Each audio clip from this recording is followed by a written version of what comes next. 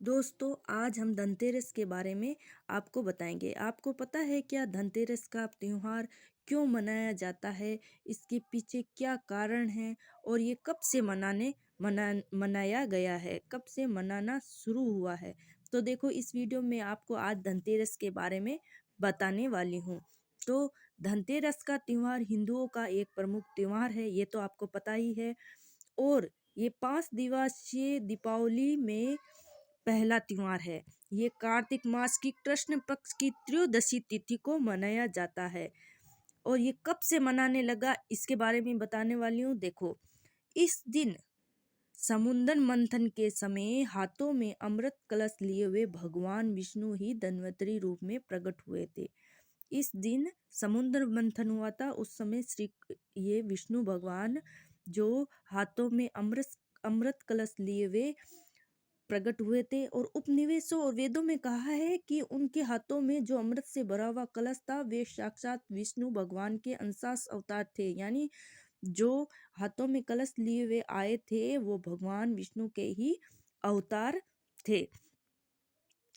और वे आयुर्वेद के प्रवर्तक और यज्ञ भोक्ता धन्वंतरी नाम से सुप्रसिद्ध भी हुए। बाद में उन्हें आयुर्वेद के प्रवक्ता या जनक भी कह सकते हैं। वैसे तो जनक नहीं कह सकते हैं, क्योंकि जनक तो जो उनका उद्भव करते हैं वो ही होते हैं, लेकिन जनक नहीं, प्रवर्तक कह सकते हैं।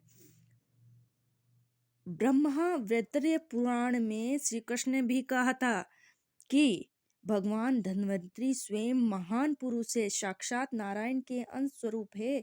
पूर्व काल में जब समुद्र का मंथन हो रहा था, उस समय महासागर से उनका प्रादुर्भाव हुआ, यानी वे प्रकट हुए थे।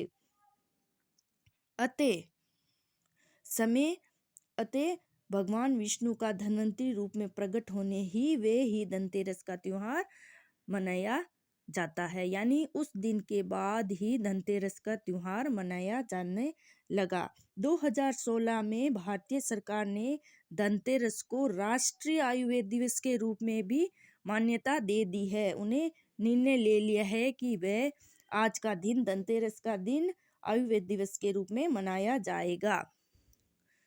आयुर्वेद के सिद्धांत को समझने के लिए धनतेरस के त्योहार मनाने का उद्देश्य देखो क्या है कि आयुर्वेद के सिद्धांत को समझना और स्वस्थ रहना है। स्वस्थ शरीर से लाभ लक्ष्य प्राप्ति में आसानी होती है। यानी कि इस आयुर्वेद दिवस का ये उद्देश्य है कि इस दिन स्वस्थ शरीर की कल्पना की, स्वस्थ शरीर के बारे में बताया कि शरीर जब स्वस्थ होगा तो हम लक्ष्य प्राप्ति कर सकते हैं।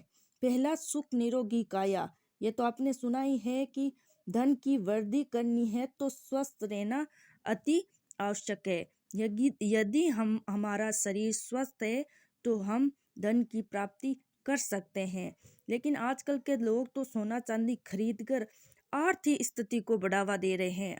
आर्थिक रूप से वो प्रबल होना चाहते हैं, लेकिन आज धन्वंतरी रूप में तो वो आयुर्वेद ही आए थे और स्वस्थ शरीर की कामना के लिए ही वो प्रकट हुए थे। तो आज का दिन आयुर्वेद दिवस के रूप में मनाया गया है। तो ये स्वस्थ शरीर के बारे में हमें इस दिन लंबी आयु स्वस्थता के लिए भगवान से विनती करनी चाहिए।